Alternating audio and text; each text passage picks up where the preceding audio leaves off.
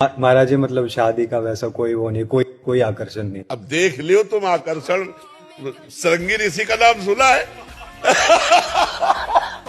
सुनो, मृगी से पैदा हुए थे, स्त्री देखा ही नहीं था श्रृंगी ऋषि। और जब उनको भ्रष्ट करने के लिए लगाई गई ना, तो वो गई श्रृंगार करके। तो उन्होंने समझा कोई ऋषि आया, स्त्री जानते ही नहीं थे, तो उठ के दंडवत की।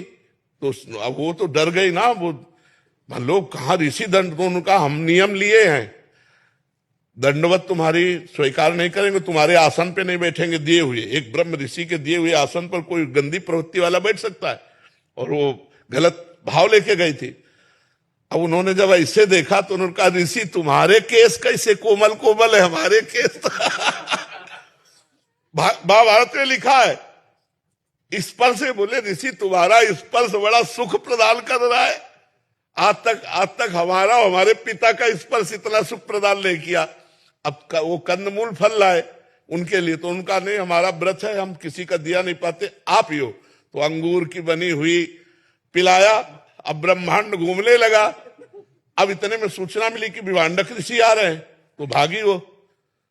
तो ऐसे बैठे थे, तो उन्होंने कहा बेटा क्या हो गया?